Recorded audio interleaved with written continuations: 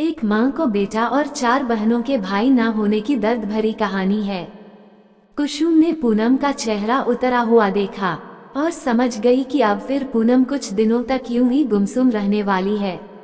ऐसा अक्सर होता है। कुसुम और पूनम दोनों का मेडिकल कॉलेज में एडमिशन एक ही दिन हुआ था और संयोग से हॉस्टल में भी दोनों को एक ही कमरा मिला। धीरे धीरे दोनों के बीच अच्छी दोस्ती भी हो गई।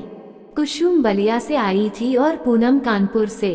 कुसुम के पिता बैंक में अधिकारी थे और पूनम के पिता महाविद्यालय में प्राचार्य। गंभीर स्वभाव की कुसुम को पूनम का हंसमुख और सबकी मदद करने वाला स्वभाव बहुत अच्छा लगा था। लेकिन कुसुम को पूनम की एक ही बात समझ में नहीं आती थी कि कभी कभी वह एकदम ही उदास हो जाती है और 2 से 3 दिन तक किसी से ज्यादा बातचीत नहीं करती थी।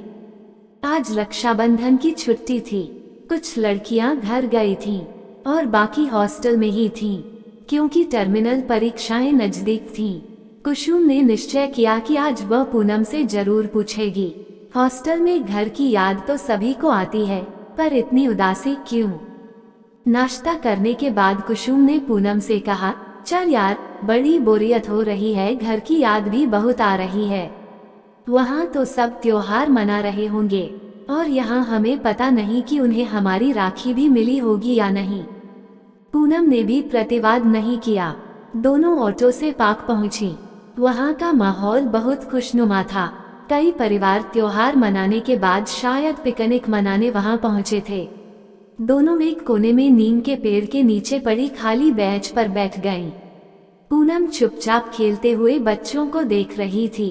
कुसुम ने पूछा, पूनम, अब हम और तुम अच्छे दोस्त बन गए हैं। मुझे अपनी बहन जैसे ही समझो। मैंने कई बार ये नोट किया है कि तुम कभी कभी बहुत ज्यादा उदास हो जाती हो। आखिर बात क्या है? पूनम बोली, कुछ खास बात नहीं, बस घर की याद आ रही थी। आज हल्के बादलों ने काली घटाओं का रूप ले लिया था और जब भी ऐसा माहौल बनता है तो मुझ पर बहुत उदासी छा जाती है। इसके पीछे ऐसी क्या बात है? कुसुम ने पूछा। बस मेरे घर की कहानी बहुत ही अनोखी और उदासमय है, पूनम कहने लगी। सुनोगी तुम? कुसुम बोली, तुम सुनाओगी तो जरूर सुनूंगी। हम 4 बहनें हैं, हमारा कोई भाई नहीं है। बड़ी दीदी राधा स्कूल में टीचर हैं और दूसरी सुमन जो LIC में काम कर रही हैं। तीसरी मैं और सबसे छोटी मोनी। माँ और पापा को बेटे की बहुत इच्छा थी, इसलिए हम एक के बाद एक 4 बहनें हो गईं। माँ व पापा को बेटे की चाहत के अलावा दादी को पोते को खिलाने की इच्छा हरदम सताती रहती थी। रक्षाबंधन आने वाला होता तो उसके कई दिन पहले से घर में एक अजीब सी उदासी का आगमन हो जाता है। अपने मामा, चाचा और बुआ के बेटों को हम बहनें पहले ही राखियां भेज देती थीं। माँ ऐसे में बहुत असहाय हो जाती, जो हमसे देखा नहीं जाता था। पर दादी की कुड़न उनके व्यंग्यबानों से बाहर निकलती। पापा तो स्कूल से आकर ट्यूशन के बच्चों से घिरे रहते। पढ़ाई लिखाई के इसी माहौल में हम लोग पढ़ने में अच्छे निकले। एक बार राखी के दिन हमेशा की तरह सुबह पापा ने दरवाजा खोला और एकाएक उनके मुंह से चीख निकल गई। मम्मी किचन छोड़कर बाहर की ओर दौड़ी और वहां का नजारा देखकर वो भी हैरान रह गईं। दरवाजे के पास एक छोटा सा बच्चा लेटा हुआ हाथ पैर मार रहा था। अरे ये कहाँ से आया? पापा बोले, शायद कोई रख गया है। मम्मी अभी भी हैरान थी। इतनी देर में दादी और हम सब भी वहां पहुंच गए। थोड़ी ही देर में यह बात जंगल में आग की तरह पूरे मोहल्ले में फैल गई कि गुप्ताजी के दरवाजे पर कोई बच्चा रख गया है। बारिश हो रही थी, उसके बावजूद बहुत से लोग इकट्ठा हो गए। इसे अनाथाश्रम में दे दो, भीड़ से आवाज आई। अरे थोड़ी देर इंतजार करना चाहिए, शायद कोई इसे लेने आ जाए, मीरा आंटी बोली। किसी ने कहा, पुलिस में रिपोर्ट करानी चाहिए। धीरे धीरे सब लोग जाने लगे। त्योहार भी मनाना था। वैसे प्रो साहब की राय का दोपहर तक इंतजार करने के बाद निश्चय हुआ कि इसे बालवाड़ी अनाथ आश्रम को सौंप देना चाहिए। कॉलोनी के सेक्रेटरी ने कहा, तुम चलो भी, उनके यहाँ का मामला है, वे चाहे जो भी करें। सेक्रेटरी की बीवी ने उन्हें कोहनी मारी। कुछ भी हो मिसेज गुप्ता, रक्षाबंधन के दिन बेटा घर आया है, कुछ भी करने से पहले सोच लेना। जाते जाते भीड़ में से कोई बोला। इस हैरान कर देने वाली परेशानी में दोपहर हो गई। खाना भी नहीं बना। बारिश थी कि थमने का नाम ही नहीं ले रही थी। लगता था कि जैसे किसी मजबूर के आंसू ही आसमान से बरस रहे हों। जाने किस मजबूरी में अपने कलेजे के टुकड़े को उसने अपने से दूर किया होगा। इधर लोग गए और उधर दादी और उनकी ममता दोनों ही जैसे सोते से जागी। उन्होंने उस नन्ही सी जान को गोद में लेकर पुकारना और खिलाना शुरू कर दिया।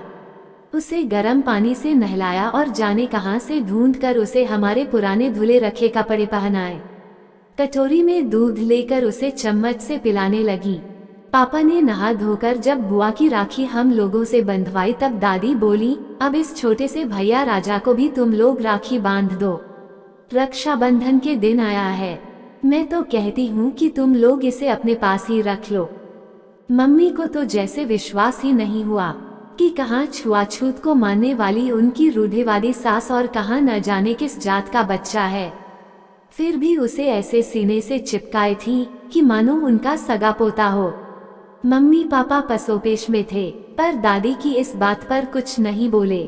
दोपहर बाद भी लोग आते रहे, जाते रहे और तरह तरह की नसीहतें देते रहे, पर दादी इन सब बातों से बेखबर उसकी नैपी बदलने और उसे दूध पिलाने की कोशिश में लगी रही। अगली सुबह सब चिंतित थे कि क्या होगा, पर मम्मी के चेहरे पर दृढ़ निश्चय था। मैं अनाथ आश्रम में जाकर बात करता हूँ, पापा के ये कहते ही मम्मी बोल उठी, नहीं, नन्हा यहीं रहेगा। पापा ने भी प्रतिवाद नहीं किया और दादी तो खुश थी ही। बस उसी दिन से भैया हमारे घर और जिंदगी में आ गया। मैं भैया के प्रति शुरू से ही बहुत तटस्थ थी, जबकि दोनों बड़ी बहनें थोड़ी नाखुश थीं। उनकी बात भी कुछ हद तक सही थी।